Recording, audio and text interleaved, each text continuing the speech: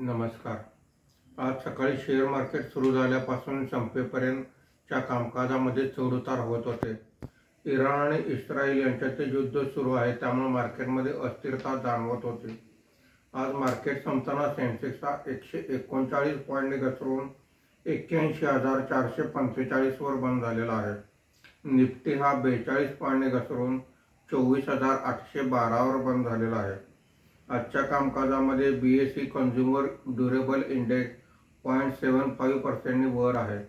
BSE auto index 0.37% वर आहे। BSE IT index 0.76% खाली आहे। बीएसई मिड कॅप आणि स्मॉल कॅप इंडेक्स प्रत्येकी 0.34% खाली आहेत। आजच्या कामकाजामध्ये निफ्टीमध्ये वाढलेले मुख्य शेअर्स पुढील प्रमाणे: IndusInd bank 5.11%, trend 1.93%, Titan 1.82%, Maruti Suzuki 1.21% अशी वाढ आहे।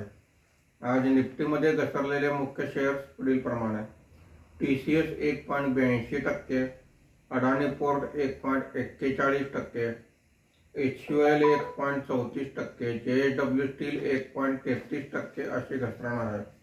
आज एफआयने 891 कोटी रुपयांची खरेदी केलेली आहे।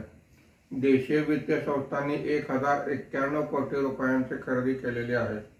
वेदांता या कंपनीने या वर्षीचा पहिला इंटरिम डिव्हिडंड आज जाहीर केलेला आहे। रुपयामध्ये 24 पैशाची घसरण झाली असून मार्केट बंद होताना रुपयाचा दर हा 86 रुपये 48 पैसे प्रति डॉलर असा होता। धन्यवाद।